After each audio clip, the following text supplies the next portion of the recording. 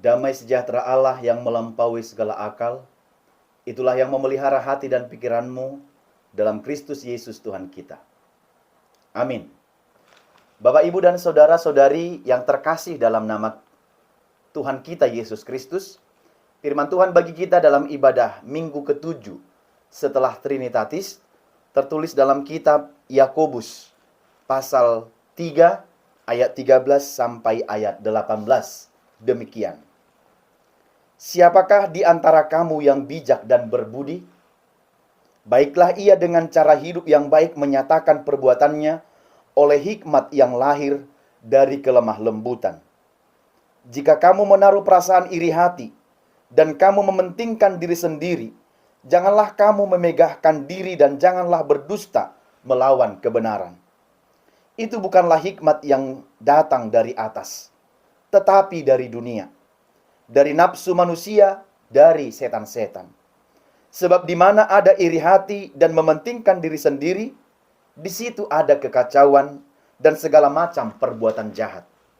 Tetapi hikmat yang dari atas adalah pertama-tama murni, selanjutnya pendamai, peramah, penurut, penuh belas kasihan, dan buah-buah yang baik, tidak memihak dan tidak munafik. Dan buah yang terdiri dari kebenaran ditaburkan dalam damai untuk mereka yang mengadakan damai. Demikian firman Tuhan. Bapak, Ibu, dan saudara-saudari yang dikasihi oleh Tuhan kita Yesus Kristus, kita sudah sangat sering mendengar peribahasa, tuntutlah ilmu sampai ke negeri Cina. Artinya mencari ilmu, mencari pengetahuan, mencari kepintaran sampai sejauh apapun. Mengapa sampai ke negeri Cina dalam peribahasa ini? Karena negara Cina adalah negara yang peradabannya sangat tinggi sebelum ilmu pengetahuan dan teknologi seberkembang sekarang. Dahulu negara ini adalah negara yang sangat tertutup dengan bangsa lain yang ingin belajar ke sana. Itu sebabnya dikatakan tuntutlah ilmu sampai ke negeri Cina. Dan dalam dunia perdagangan serta perekonomian pun, mereka sangat pandai dibanding dengan negara lain. Pusat perdagangan dan pelabuhan yang terbesar itu ada di negara Cina. Itu sebabnya inspirasi dari peribahasa ini menuntut ilmu sampai ke negeri Cina.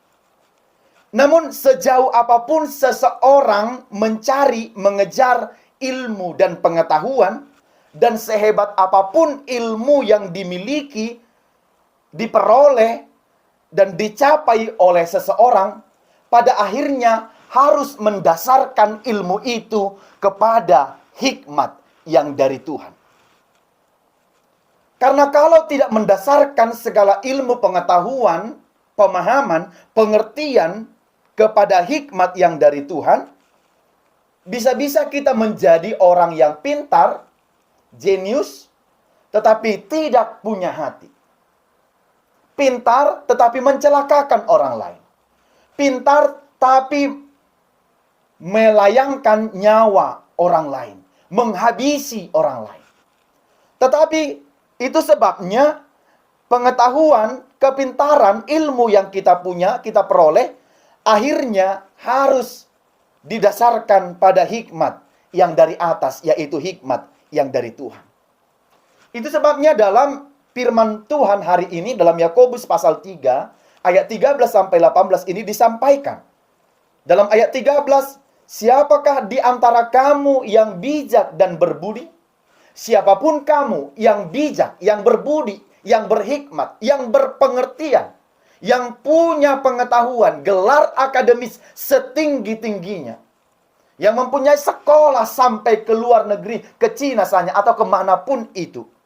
Siapapun kamu yang bijak dan berbudi, hendaklah dikatakan di sini tadi, mendasarkan apa yang kita terima, yang kita dapat itu kepada hikmat yang dari atas. Dikatakan, siapa yang berhikmat dan berbijak dan berbudi, baiklah ia dengan cara yang baik menyatakan perbuatannya oleh hikmat yang lahir dari kelemah lembutan. Maka orang yang berhikmat itu, orang yang berbudi itu, orang yang bijak itu harus melakukan perbuatannya dengan kelemah lembutan. Maka dari sinilah kita akan tahu bagaimana orang berhikmat yang dari Tuhan itu dengan orang yang dari dunia ini berperilaku, bersikap dalam kehidupan sehari-harinya lewat hikmat, lewat perbuatan yang ada, yang dia lakukan dalam kesehariannya. Disinilah kita lihat perbedaan antara hikmat yang dari atas dan hikmat yang dari dunia ini. Perbedaannya begitu sangat kontras. Hikmat yang dari atas dan hikmat yang dari dunia ini bagaikan gelap dengan terang. Tidak ada pertemuannya sampai kapanpun dan sampai dimanapun. Itu sebabnya kita harus mengandalkan hikmat yang dari atas.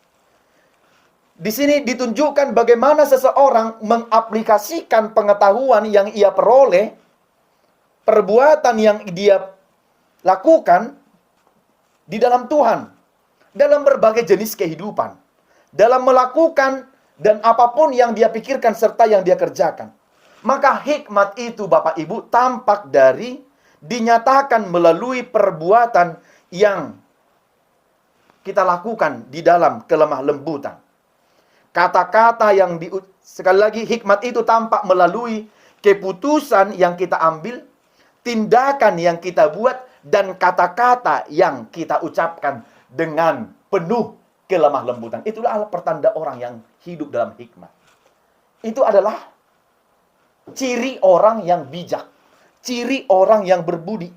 Hikmat itu dinyatakan dengan perbuatan, dengan penuh kelemah lembutan. Seperti Yesus yang adalah contoh dan teladannya bagi kita. Bukan berarti menjadi lemah, bukan. Tapi dalam kelemah lembutan. Hikmat itu bukan dinyatakan dengan cara, ucapan, perilaku yang kasar. Kalau seperti itu tidak ada bedanya dengan dunia ini. Maka hikmat itu dilakukan dengan penuh kelemah lembutan. Supaya orang tahu, orang paham, dan orang mengerti maksud dan tujuan dari hikmat itu sendiri. Dan perbuatan kita, ucapan kita, kata-kata kita, perilaku kita, kalau kita lakukan dengan penuh kelemah lembutan, orang akan melihat Yesus yang berdiam dalam kita. Karena dialah keteladanan yang kita tiru melakukan hikmat itu. Tetapi hikmat itu justru dilakukan di dalam kerendahan hati. Meliputi kelemah lembutan, bersedia untuk tunduk bukan berarti menjadi lemah. Maka selanjutnya dikatakan perbedaan antara hikmat dari atas atau hikmat sejati dengan hikmat dunia ini atau hikmat yang palsu itu, sumber dan hasilnya sangat berbeda, Bapak Ibu. Sekali lagi, sangat bisa kita dengan mudah membedakan hikmat yang dari atas, hikmat yang dari Tuhan dengan yang ada di dunia ini. Dari mana kita tahu? Dari sumber dan hasilnya sangat berbeda. Sumbernya berbeda, hasilnya juga sangat berbeda. Hikmat yang dari Tuhan itu mengandalkan Tuhan. Sementara hikmat dunia ini fokus pada diri sendiri, ukurannya diri sendiri, pencapaiannya diri sendiri. Targetnya ketahuan. Begitu. Maka hikmat yang palsu itu dari dunia. Dari nafsu manusia dikatakan. Untuk lebih mudah mengetahui hikmat itu dari dunia adalah yang palsu. Dia berasal dari dunia ini. Dia berasal dari nafsu-nafsu kedagingan manusia. Itu dari dunia. Kalau tiba-tiba seseorang melayani untuk hanya mendapat uang, bekerja tapi targetnya untuk uang, mencari popularitas, ketenaran, sudah berbeda. Tetapi dikatakan di sini, dan hikmat yang dari dunia ini berasal dari setan-setan. Dari kekuatan-kekuatan di luar dari Tuhan. Kekuatan-kekuatan dunia ini. Dan akhirnya akan menghasilkan kekacauan dan segala macam perbuatan jahat. Itu yang kita lihat pada ayat 15. Termasuk perasaan iri hati. Mementingkan diri sendiri, memegahkan diri, berdusta melawan kebenaran pada ayat yang ke-14 tadi. Itu adalah gambaran dari kepintaran dari dunia ini. pasti pada ujung-ujungnya menghasilkan kekacauan dan segala macam perbuatan jahat. Kalau itu adalah mengandalkan kepintaran dunia ini, di dalamnya akan ada iri. Kalau orang berprestasi, iri begitu. Orang punya pencapaian, jabatannya naik, posisinya ada, iri, dengki, dendam. Buat cara bagi orang lain mencelakai. Orang lain lebih sejahtera, tetangga lebih sejahtera. Tetangga baru membeli barang baru, iri, mengata-ngatai, katanya berutang. Katanya itu hasil dari pekerjaan yang tidak benar. Pasti hasilnya kekacauan. Sekali lagi. Baru selanjutnya memegahkan diri sendiri. Karena aku, dan aku. Bahkan melawan kebenaran yang sudah benar pun dilawan. Berdusta. Inilah dia. Hasil dari kecerdikan, kepintaran dunia ini. Itu tadi kepintaran yang palsu itu. Dia pintar, tapi pintarnya membodoh-bodohi. Dia pintar, tapi pintarnya mencelakakan orang lain. Dia pintar, tapi menghabisi nyawa orang banyak. Para terorisme mungkin. Menghabisi nyawa orang banyak, bukan nggak pintar. Yang berikut, Bapak Ibu, itu sebabnya, di mana ada iri hati dan mementingkan diri sendiri, di situ ada kekacauan dan perbuatan jahat. Di mana ada iri hati dan mementingkan diri sendiri, di situ ada kekacauan dan jelas. Kalau ada iri hati, mementingkan diri sendiri, pasti hasilnya akan kacau. Karena sudah iri yang merajai. Karena sudah kepentingan diri sendiri, ego yang merajai. Sehingga yang terjadi adalah perbuatan jahat. Senternya sudah diri sendiri. Kalau orang lain lebih dari kita, kita sudah iri, dengki. Ini. Maka sekali lagi ini yang perlu kita jauhkan. Hikmat yang dari ataslah yang kita pakai supaya bisa menghindarkan semua ini. Kalau kita memakai yang palsu itu, kepintaran dunia ini, kita akan terjerumus ke dalamnya. Apa yang ada dalam hati dikeluarkan, menimbulkan kekacauan. Itu kalau hikmat yang palsu tadi. Selain itu juga sering mengajak kita untuk berbuat dosa. Dengan kata-kata, satu kali ini saja. Dosa itu biasa enaknya gitu. Dosa itu selalu bilang di awal, satu kali ini aja. Akhirnya kita lakukan. Kenapa? Karena dosa yang satu selalu menarik dosa yang lain. Maka hati-hati dengan kata dosa, kali ini saja. Kali ini aja aku membenci orang lain, udahlah. Kali ini aja aku mencuri. Kali ini aja aku selingkuh. Kali ini aja aku berdusta. Kali ini aja aku berbohong. Itu akan menarik dosa-dosa yang lain. Tetapi hikmat yang dari atas adalah pertama-tama murni. Selanjutnya pendamai, peramah, penurut, penuh belas kasihan, dan buah-buah yang baik. Tidak menuntut dan tidak munafik. Jelas, Bapak Ibu. Berbeda dari tadi kepintaran dunia. Berbeda dari hikmat palsu itu. Berbeda dari hikmat yang dari dunia ini. Maka hikmat yang dari atas itu adalah pertama-tama murni. Maka hikmat yang dari atas itu murni. Bagaimana yang dimaksud dengan murni? Tidak bercampur dengan kekotoran. Jadi hikmat yang dari atas itu, yang dianugerahkan oleh Allah bagi manusia itu, tidak bercampur intrik kekotoran. Tidak ada di situ. Tapi murni benar-benar.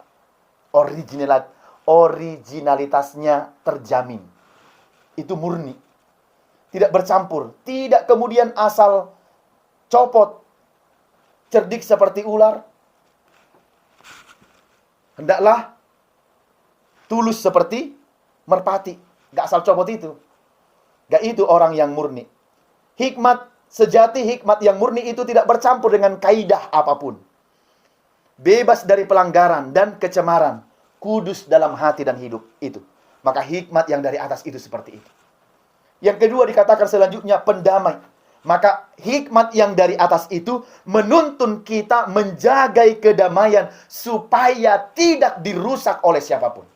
Kalau untuk bertengkar itu cepat, Bapak Ibu. Di gereja aja orang baru habis bergereja, masih di depan pintu, bisa bertengkar. Kalau tidak mengandalkan hikmat dari Tuhan. Jangankan di luar, di dalam gereja bisa saja kalau memang tidak mengandalkan hikmat dari Tuhan. Kalau kita tidak mengandalkan hikmat dari Tuhan untuk berdamai di gereja pun bisa orang masih jebakan, masih janggolaan begitu. Tidak menghargai lagi. Ya, ini nih. Jadi orang yang berhikmat itu pasti yang hilang akan dicari. Artinya adalah berdamai. Berdamai, tidak membiarkan orang lain pergi tanpa alasan, tetapi berdamai. Hikmat surgawi itu membuat orang menjadi pendamai. Berbahagialah orang yang membawa damai. Karena mereka akan disebut karena apa? Empunya bumi atau anak-anak Allah. Begitulah. Membawa damai. Selanjutnya dikatakan peramah. Tidak mati-matian menuntut hak milik, tidak dengan kekerasan menegur, tidak dengan kasar, dan tidak dengan ketus atau kejam dalam bersikap. Ini ramah. Jadi hikmat yang dari atas itu mengajari kita untuk hidup ramah. Apa kabar hari ini? Mengajar kita menjadi orang-orang Kristen yang ramah. Bapak Ibu, ini mungkin menjadi teguran bagi kita.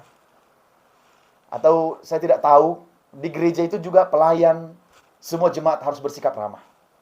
Kenapa kemudian kalau kita pergi berbelanja ke tempat perbelanjaan yang banyak sekarang ini, kita selalu disambut dengan ucapan, "Selamat pagi Bapak Ibu, kami apa yang bisa kami bantu?" Padahal gereja yang awalnya mengajarkan itu, akhir-akhir ini hilang dari gereja. Ada umat yang masuk saja begitu, pulang saja begitu, tidak disambut oleh pelayan gerejanya. Gak tahu ya, itu mungkin di beberapa tempat dan gereja. Tapi jadilah peramah. Yang berikut penurut.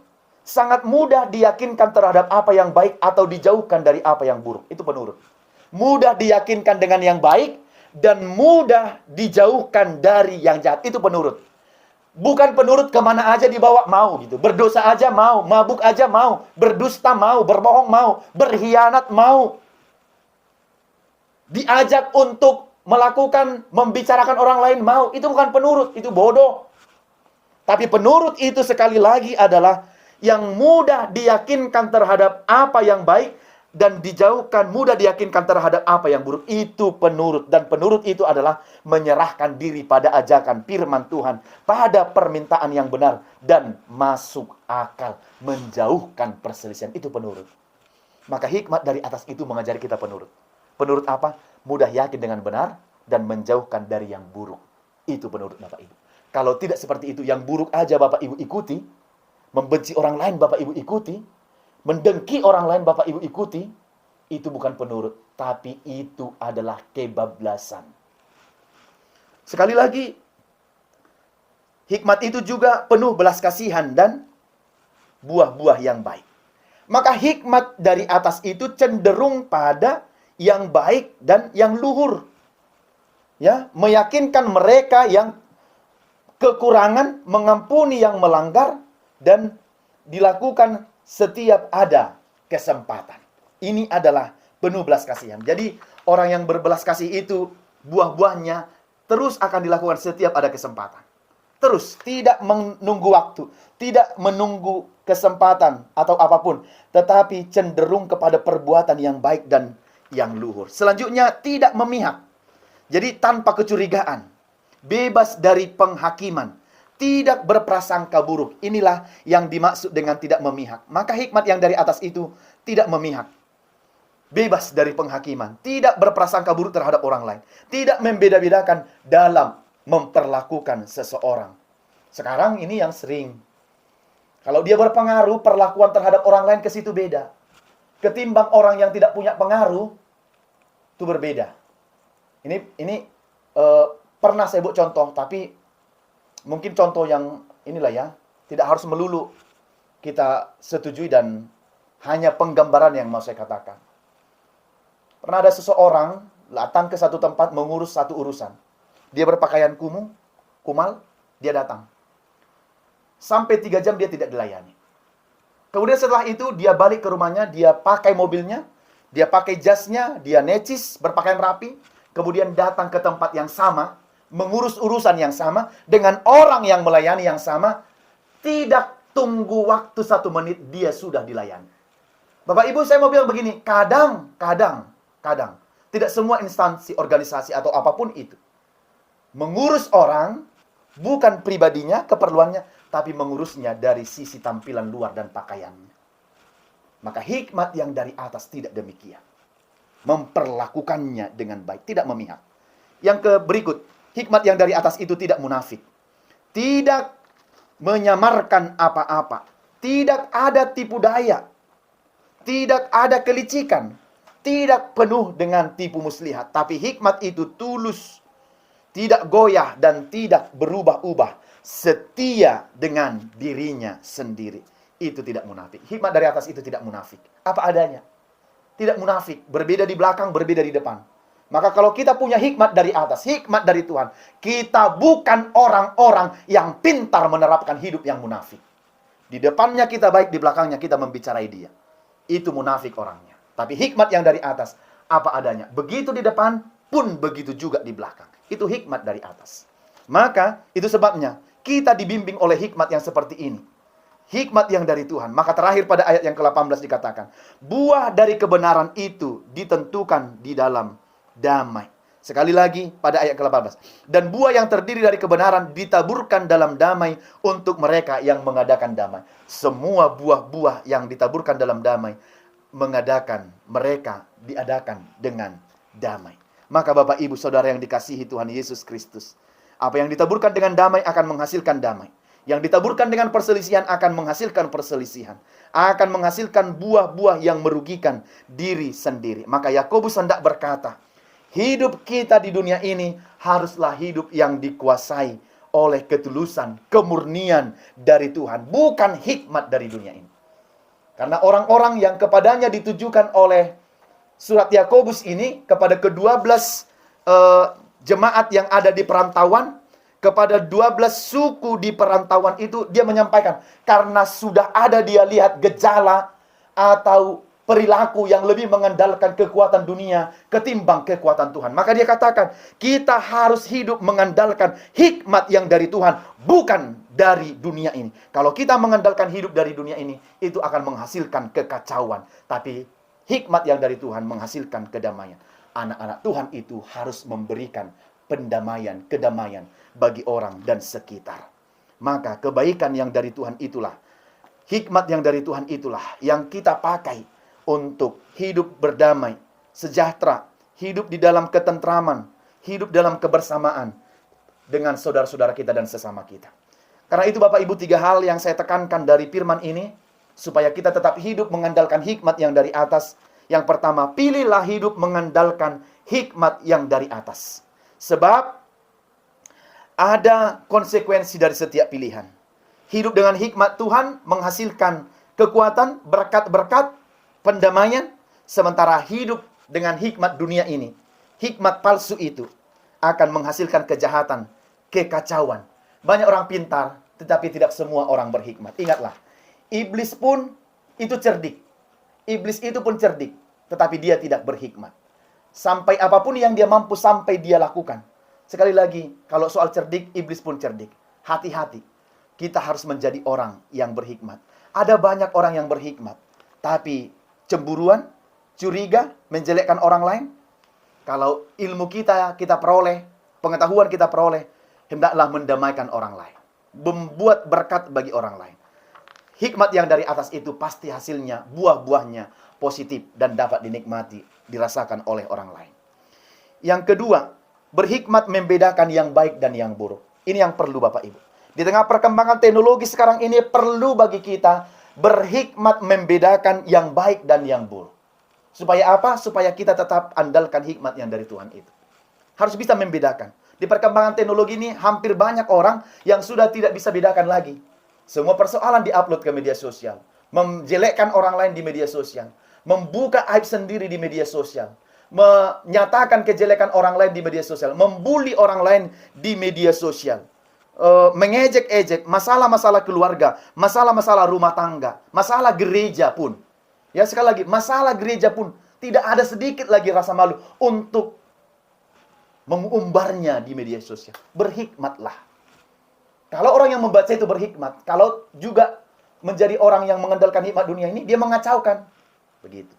Maka pakailah hikmat dari Tuhan. untuk bisa membedakan ini yang baik dan ini yang benar. Maka setelah bisa bedakan, lakukanlah yang baik. Yang terakhir, hasilkan buah dari hidup dalam hikmat yang murni dari atas. Terlebih, hasilnya adalah dengan hidup berdamai. Murni, pendamai, peramah, penuh dengan belas kasihan, tidak memihak, tidak munafik. Kalau sudah seperti itu Bapak Ibu, maka hidup kita di dunia ini mengandalkan hidup hikmat dari Tuhan akan selalu hidup yang selalu berdamai, bersukacita, terberkati di dalam Tuhan. Karena kita mengandalkan hikmat yang dari Dia. Tapi celakalah orang yang mengandalkan hikmat dunia ini, kepintaran dunia ini. Dan celakalah orang kalau mengandalkan dirinya sendiri. Amin, kita berdoa. Bapa di surga, terima kasih, kami bersyukur atas firman-Mu yang sudah kami dengarkan pada minggu hari ini. Mengajarkan kami untuk mengandalkan hikmat yang dari atas. Sebab yang di dunia ini terbatas. Dan hikmat yang dari dunia ini pun dapat mengacaukan sesama. Tetapi hikmat yang dari atas sejatinya mendamaikan, murni, peramah, penuh belas kasihan, dan tidak munafik, tidak memihak. Tolonglah kami untuk memahami, mengerti firman Tuhan, supaya kami selalu kemanapun berjalan, melakukan pekerjaan, aktivitas, pelayanan, selalu mengandalkan hikmat yang dari atas. Supaya hasilnya juga adalah sukacita, berkat-berkat, dan pendamaian yang dari Tuhan. Berkati semua jemaat Tuhan, agar kami sesama pelayan, bersama dengan jemaat, hidup mengandalkan hikmat yang daripadamu. Sehingga gereja kami, rumah-Mu yang adalah bait-Mu, menjadi rumah sukacita, tempat berdamai, dan sama-sama memuji memuliakan nama Tuhan. Dalam Yesus kami berdoa dan memohon. Amin.